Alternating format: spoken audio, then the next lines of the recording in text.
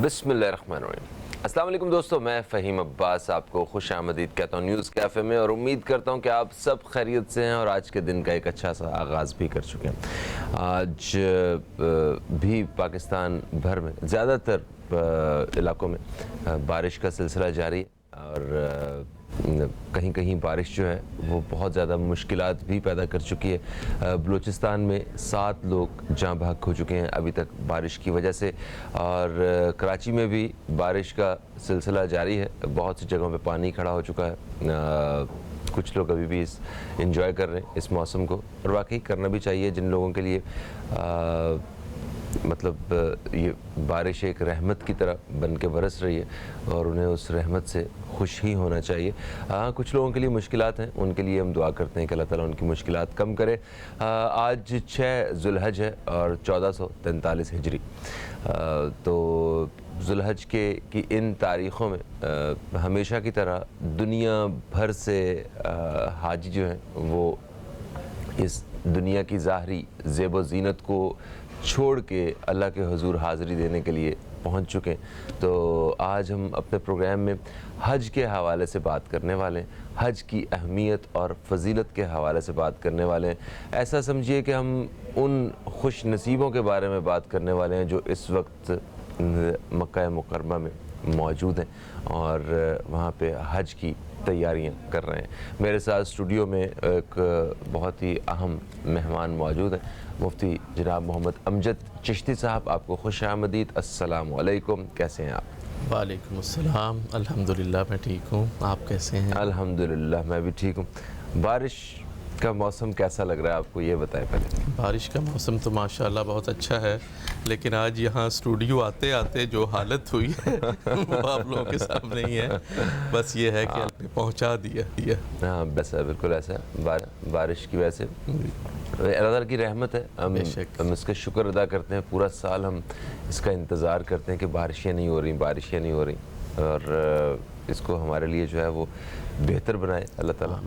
अच्छा, हज की फ़जीलत और अहमियत के हवाले से हम बात कर रहे हैं, तो प्रोग्राम के आगाज़ में ही मैं चाहता हूँ कि उन खुश नसीबों के बारे में बात करते हैं जो इस वक्त वहाँ पे मौजूद हैं, और उनके देखें कितनी जो ख्वाहिशात हैं उनकी। बहुत से लोगों की सबसे बड़ी ख्वाहिश जो है वो पूरी हुई है कि वो अल्लाह के घर में। बेशक जी, बहुत बड़ी सआदत है, और हर मुसलमान के दिल में ये ख्वाहिश होती है कि काश वो वक्त जल्द से जल्द आ जाए कि हमें पर लग जाएं और हम फ्लाई करते हुए, हम चलते हुए नहीं, हम फ्लाई करते हुए, हम उड़ते हुए हम पहुंच जाएं और जाकर वहां पर हम अल्लाह का घर देखें, सरकार का रोज़ा अक़दस देखें। सुभान अल्लाह, ठीक है जी, वो नबी इंशाअल्लाह जो अल्लाह का भी महबूब है, और वहाँ की रहमतें, मदीने की रहमतें, मदीना शरीफ जाके वहाँ की रहमतें लूटें और अल्लाह के घर को देखें, हजर अस्वद को देखें, उन मकामात को देखें जहाँ पर हज़रत इब्राहीम अलैहिस्सलाम, बीबी हाजरा, हज़रत इस्माईल अलैहिस्सलाम गए, उन्होंने जो तामीरात की।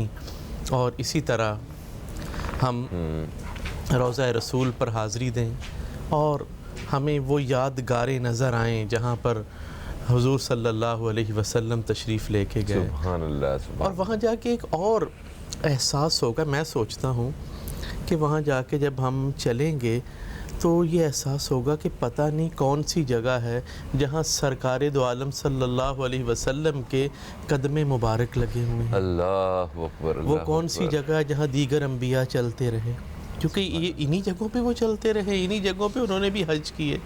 इसी तरह आगे अल्लाह के और प्यारे जनाब अली मुर्तज़ा शेर खुदा रज़ी अल्लाह ताला अन्हु, उन्होंने हज किए। उनकी विलादत होती है, उनकी विलादत बैतुल्लाह में हुई।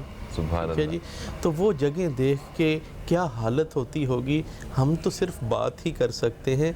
असल इस मामले में वही लोग बता सकते हैं जो इस वक्त वहाँ उसे देख रहे हैं और उन कैफियत से गुज़र रहे हैं। बेशक बेशक बेशक, उनकी बात ही अलग है जी।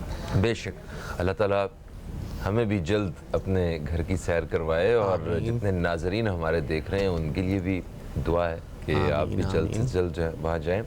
अच्छा, एक मुसलमान के लिए हज करना जी वो कितनी अहमियत रखता है, और हज की ख्वाहिश रखना ये क्या अहमियत रखता है, ज़रा इस पर रोशनी डालिए। ये एक अंडरस्टूड सी बात है कि हर मुसलमान को اپنے خالق و مالک کا گھر دیکھنے کی خواہش ہوتی ہے کہ جس نے ہمیں پیدا کیا، جو ہمارا خالق ہے، ہم دیکھیں اس کا گھر کیسا ہے. ٹھیک ہے، حالانکہ وہاں اللہ پاک رہتے نہیں ہیں، منسوب ہے، ایک نسبت ہے اللہ کے ساتھ. جیسے ناقۃ اللہ، صالح علیہ السلام کی اونٹنی تھی، اس کو نسبت تھی اللہ کے ساتھ کہ یہ اللہ کی اونٹنی.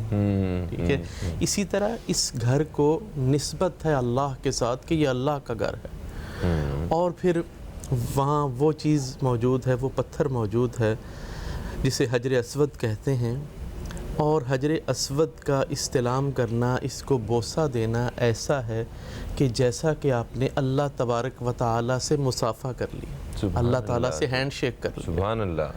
تو یہ خواہش تو لازمی اٹھتی ہے. پھر سرکار دو عالم صلی اللہ علیہ وسلم، نبی آخر الزماں، ہمارے آقا، ہم ان کے امتی، تو خواہش تو لازمی دل کے اندر ہوتی ہے، کیونکہ ان کی محبت، بلکہ اہل بیت کی محبت بھی ایمان کا حصہ ہے. ان کے پیاروں کی محبت بھی ایمان کا حصہ ہے. اگر ہمارے دل میں ان کی محبت نہیں تو ہم مسلمان ہی نہیں.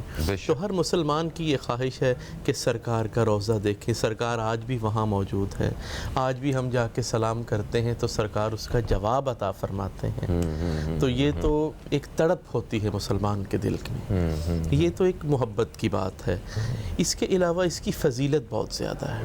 اور پھر اسلام کا 5واں رکن بھی ہے یہ حج، اور ہر مسلمان پر، صاحب استطاعت پر، جو وہاں جانے کی استطاعت رکھتا ہے، اس پر زندگی میں ایک بار فرض ہے. بالکل ایسے. اچھا، اور مطلب اس عبادت کو کہا جاتا ہے کہ یہ روحانی، جسمانی اور مالی عبادت ہے. اس میں سارا کچھ آ جاتا ہے نا، سارے پہلو اس میں شامل ہیں. بالکل. قربانی اس کے اندر موجود ہے. ٹھیک ہے جی. پھر طواف اس کے اندر ہے، آپ دیکھیں مشقت اس کے اندر ہے. اور ایسے ہی تو نہیں کہ حج مبرور کا جو اجر و ثواب ہے، فرمایا کہ گزشتہ تمام گناہوں کو معاف کر دیا جاتا ہے. سبحان اللہ، سبحان اللہ. اچھا، اچھی بات. اس کے لیے آپ دیکھیں کہ حضرت ابراہیم علیہ السلام نے آذان دی تھی حج کے لیے. یعنی مؤذن بھی کوئی معمولی شخصیت نہیں. حضرت ابراہیم علیہ السلام ابو الانبیاء. واہ. اور یہ وہ ہیں کہ آپ صلی اللہ علیہ وسلم سے پوچھا گیا کہ یا رسول اللہ صلی اللہ علیہ وسلم، ہم جو یہ قربانیاں کرتے ہیں یہ کیا ہیں؟ ما حاذہ الاضاحی یا رسول اللہ.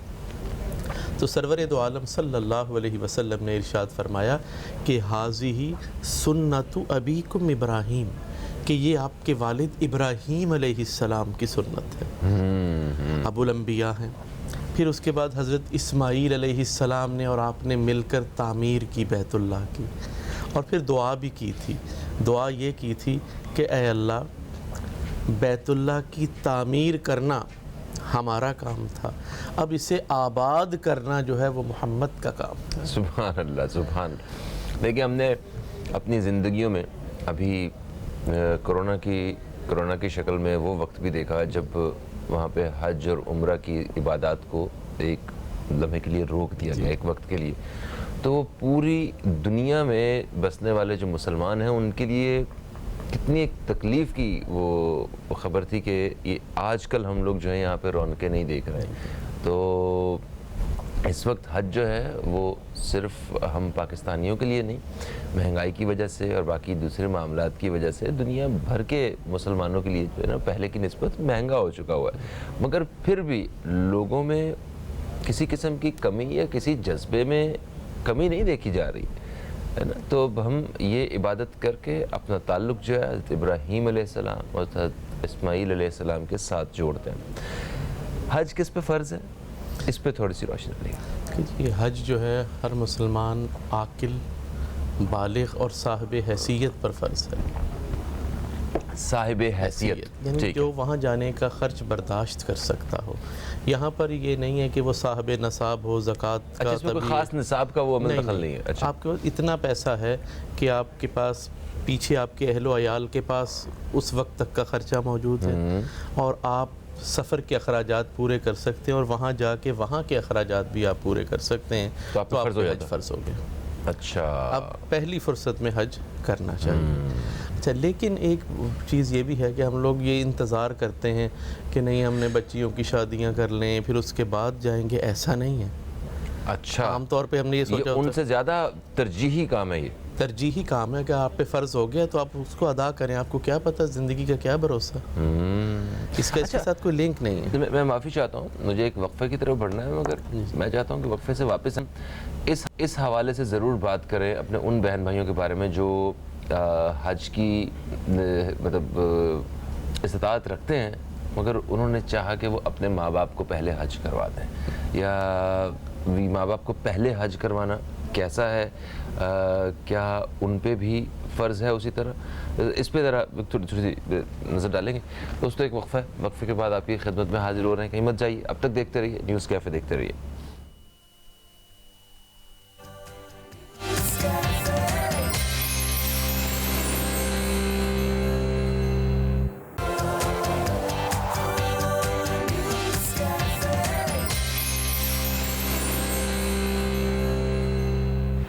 کیا مصیبت ہے، بہت گرمی ہے یار. اے سی کام نہیں کر رہا کیا آج؟ اتنی گرمی میں کیسے کام کر سکوں گا؟ کوئی اے سی تو تیز کر دو یار.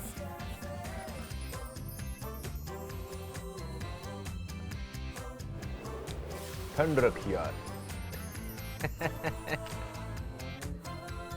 ارے بھائی بتاؤ تو صحیح. ایک وقفے کے بعد آپ کو پھر سے خوش آمدید. آپ دیکھ رہے ہیں نیوز کیفے، میں ہوں فہیم عباس، اور نیوز کیفے میں میرے ساتھ ہیں آج جناب مفتی امجد چشتی صاحب، جن سے ہم حج کی فضیلت اور اہمیت کے حوالے سے بات کر رہے ہیں.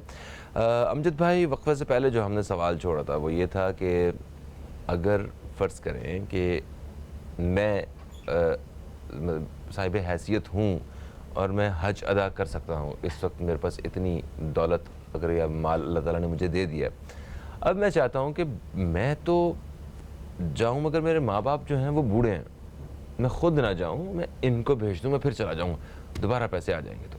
تو ایسی صورت میں کیا مجھے وہ یہ فریضہ ادا کرنا ہے یا والدین کو پہلے کرنا ہے یا ان کو کروانا ہے؟ اس پہ کیا آپ کی رائے ہے؟ جی، اگر تو ہم اکارڈنگ ٹو شریعہ دیکھیں تو جس پر حج فرض ہو گیا ہے اسے کر لینا چاہیے، اسے کرنا چاہیے پہلے. یہ تو ایک عام بات ہو گئی. اب آ جاتی ہے والدین کے مقام و مرتبے کی بات اور محبت کی بات. تو محبت کا تقاضا یہ ہے، والدین کے مقام و مرتبے کا تقاضا یہ ہے کہ آپ والدین کو حج کروائیں. اور ہو سکتا ہے اس وجہ سے اللہ پاک آپ اس نیت کی وجہ سے اللہ پاک آپ کا حج قبول فرما لیں. بالکل صحیح ہے، آپ کو اس کا ثواب مل جائے، کیونکہ کروانے والے کو بھی اتنا ہی ثواب ملتا ہے جتنا کہ کرنے والے کو. بالکل صحیح. اچھا، والدین کے علاوہ ہم نے بہت ساری مثالیں ایسی بھی سنی ہیں جس میں کسی نے حج کرنے جانا تھا اور جانے سے پہلے کسی کی مدد کر دی، مطلب قربانی ادا کر دی ان سارے پیسوں کی، تو ان کا حج بھی قبول ہو گیا اور جو وہ قربانی تھی، جو مدد تھی، وہ بھی قبول فرما لی گئی. ایسی بھی تو مثالیں ہم نے سنی ہے. جی، اللہ پاک کے ہاں سب سے بڑھ کر حقوق العباد ہیں، اللہ کے بندوں کے حقوق ہیں. اللہ پاک کو اپنے بندوں کے ساتھ محبت کرنا بڑا پسند ہے. اور یہ شیخ احمد کا بھی ایک واقعہ ہے کہ ان کا گھر اس جگہ پہ تھا جہاں سے حج کے لیے قافلے رک کر روانہ ہوا کرتے تھے. اچھا. جیسے آج کل ہم ہائی وے پہ جائیں یا موٹر وے پہ جائیں تو راستے میں جو ہے کچھ ہوٹل وغیرہ آ جاتے ہیں، تو وہاں تھوڑی دیر کے لیے ہم لوگ جو ہے رک جاتے ہیں، ریفریش ہو جاتے ہیں اور پھر آگے چلے جاتے ہیں. تو اس طرح وہ جگہ تھی جہاں قافلے آ کے ٹھہرتے تھے، کچھ دن آرام کرتے تھے اور پھر آگے نکلتے تھے. ان کے دل میں بڑی خواہش تھی، اور خواہش جو ہے دن بدن زور پکڑتی جا رہی تھی کہ ہر سال قافلے جاتے ہیں، میں کیوں نہیں. انہوں نے پیسے جمع کرنے شروع کر دیے اور ایک تھیلی میں یہ جمع کرتے، اور اس سال تو انہیں امید ہو گئی کہ میں لازمی چلا جاؤں گا، اتنا میرے پاس پیسہ ہو گیا ہے کہ اب میں نے حج کر لینا. اب خوش باش اپنے گھر میں گئے، جا کے دیکھا تو بچہ ان کا روتا ہوا گھر میں آیا. جی بیٹا کیا بات ہے؟ میں پڑوسیوں کے گھر گیا تھا، وہ خود گوشت سے کھانا کھا رہے تھے لیکن مجھے انہوں نے بھگا دیا. اچھا. اب دل میں بڑی تکلیف پیدا ہوئی. پڑوسیوں کا بڑا حق ہے کہ میرا بچہ اگر وہاں کھڑا ہی تھا تو آپ تھوڑا سا اس کو بھی چکھا دیتے. ہاں بالکل صحیح. نہیں تو یہ تھا طریقے سے انہیں بھیج دیتے ہیں. میرا بچہ روتا ہوا آیا, یہ فوراً اپنے پڑوس میں گئے, جا کے کہا جی کہ یہ کیسی بات ہے کہ آپ خود تو کھانا کھا رہے تھے اور ہمارے بچے کو آپ نے پوچھا تک نہیں. جب یہ بات کی تو خاتون کی آنکھوں میں آنسو آ گئے. انہوں نے کہا جی ہم بتانا تو نہیں چاہتے تھے, لیکن اب آپ ہمارا راز کھلوا رہے ہیں تو ہم بتا دیتے ہیں کہ ہم نے بہت سے دنوں سے کچھ کھایا نہیں تھا, بہت دنوں سے ہم فاقے سے تھے, اور ہم بلونگ کرتے ہیں سید فیملی سے, اور سید فیملی صدقہ نہیں لے سکتی, زکوٰۃ نہیں کھا سکتی. لہٰذا جب جان پہ بنائی تو اس دراری کیفیت میں ہم نے مردار کا گوشت لائے, مردہ جانور کا گوشت لائے, وہ ہم نے پکایا اور وہ کھا رہے تھے. چونکہ ایک شرعی طور پہ ہمیں اجازت ہے کہ اگر آپ کی جان جا رہی ہو تو آپ مردار بھی کھا سکتے ہیں, مرا ہوا جانور. ان پہ اس وقت وہ حلال تھا اور ان کے بچے پہ حرام تھا. تو انہوں نے کہا جی اس وجہ سے ہم نے ان کو نہیں کھانے دیا. جب یہ بات سنی تو یہ بھی زار و زار رونے لگ گئے.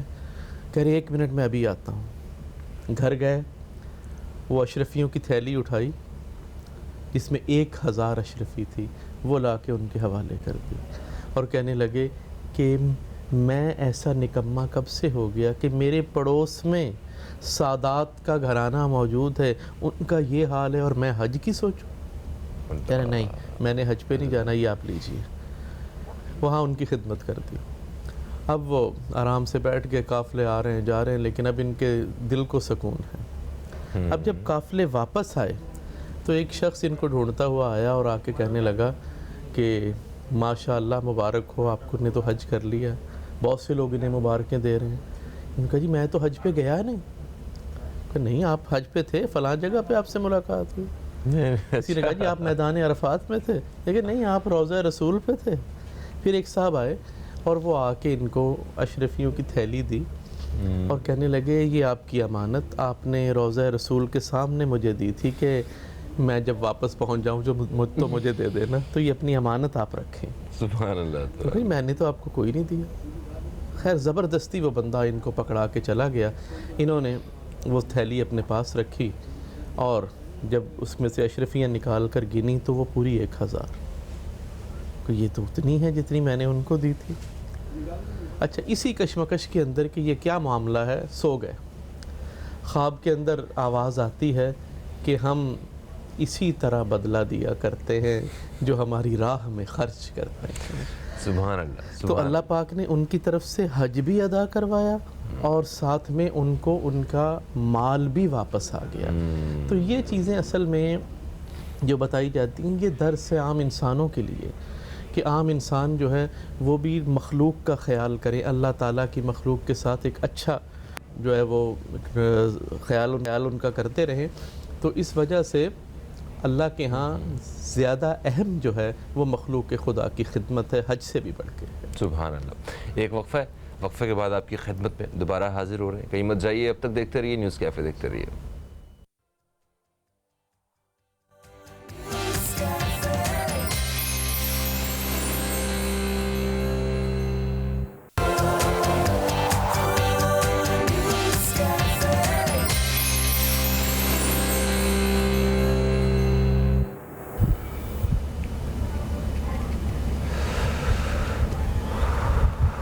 بہت گرمی ہے یار, بہت گرمی ہے. کیا کہتے ہیں یہ اسپرائٹ والے, ٹھنڈ رکھ یار, ٹھنڈ رکھ.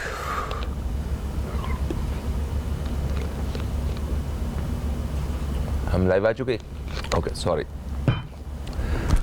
امجد بھائی اسپرائٹ پئیں.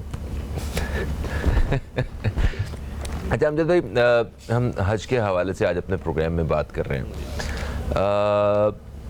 جو قربانی کا فلسفہ ہے وہ کیا ہے, ذرا میں چاہتا ہوں کہ اس پہ تھوڑی سی روشنی ڈالیں. کہ دیکھیں وہ جو لوگ اس وقت وہ خوش نصیب ہمارے بہن بھائی جو حج کے لیے پہنچ چکے ہیں, انہیں وہاں پہ جو قربانی کا سارا ایک نظام ہے جو شرعی طور پہ ہمیں بتایا جاتا ہے وہ اس کو ادا کریں گے.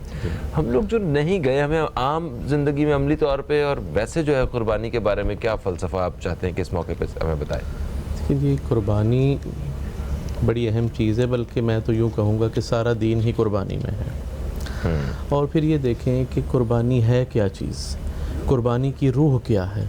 قربانی دراصل ایک بیٹے کی قربانی ہے۔ جناب خلیل اللہ حضرت ابراہیم علیہ السلام نے اپنی سب سے پیاری چیز اپنا بیٹا راہ خدا میں قربان کیا، اور وہ قربان کر چکے تھے۔ یہ تو الگ بات ہے کہ تبارک و تعالیٰ نے وہ فدیہ بھیج دیا، ان کی جگہ مینڈھا آ گیا، ان کی جگہ وہ آ گیا، ورنہ یہ تھا کہ آپ نے تو اپنے اینڈ سے تو آپ نے بیٹے کو چھری چلا دی تھا، چھری چلا دی تھی، ٹھیک ہے۔ سبحان اللہ، کیا جذبہ۔ یہ بات ذہن میں رہے کہ سب سے پیاری چیز اللہ کی راہ میں قربان کر رہے ہیں، تو اس حساب سے ہمیں اپنا جانور بھی خریدنا ہے، اس جانور کے ساتھ محبت بھی کرنی ہے، اور پھر اسے قربان کرتے وقت بھی یہ بات ذہن میں رکھنی ہے کہ حضرت ابراہیم نے اپنی سب سے پیاری چیز قربان کی تھی، اور ہم بھی اپنی پیاری چیز قربان کر رہے ہیں اللہ کی راہ میں، اللہ کی راہ میں۔ اچھا، تو اللہ کو اس کا خون اور اس کا گوشت مطلب یہ تو نہیں پہنچتا ہے، اس کی تو کوئی بات نہیں ہے نا۔ اللہ تعالیٰ کو نہ تو ان کا خون پہنچتا ہے نہ گوشت پہنچتا ہے۔ اللہ تعالیٰ کیا دیکھتا ہے؟ فرمایا قرآن میں ہے لَن يَنَالَ اللَّهُ لُحُومُهَا وَلَا دِمَاؤُهَا وَلَٰكِن يَنَالُهُ التَّقْوَىٰ، کہ اللہ تعالیٰ کو نہ ان جانوروں کا خون پہنچتا ہے نہ گوشت پہنچتا ہے۔ اللہ کیا دیکھ رہا ہے؟ آپ کے قلوب کے تقوی کو، آپ کے دلوں کے تقوی کو، کہ آپ اللہ سے کتنے ڈرنے ہیں۔ تو اصل چیز تو یہ ہے کہ اللہ کے حکم کی پابندی ہے، اور شروع میں جو ہم نیت کرتے ہیں اس میں بھی تو یہی کرتے ہیں کہ میں وہ پہلا ہوں جو حکم ماننے والا ہوں۔ اور پھر جو ہے اچھا، قربانی کی نیت ہم جب کرتے ہیں تو اس میں ہم یہ کرتے ہیں کہ اے اللہ اسے قبول فرما۔ قربانی کرنے کے بعد ہماری یہ دعا ہوتی ہے کہ اے اللہ اسے قبول فرما جس طرح کہ تو نے قبول کی جناب خلیل اللہ علیہ السلام سے، اور پھر آپ نے قبول کی سرکار دو عالم صلی اللہ علیہ وسلم سے۔ اچھا، ایک اور چیز عید کے حوالے سے ہم اپنے عید کے پروگرامز میں بھی شامل کریں گے اس طرح کی انفارمیشن، مگر یہ بہت ضروری ہے۔ قربانی کے جیسے فرض کریں لوگ ہیں وہ گائے کی قربانی کر رہے ہیں، تو اس میں 7 حصے جو ہیں ہوتے ہیں۔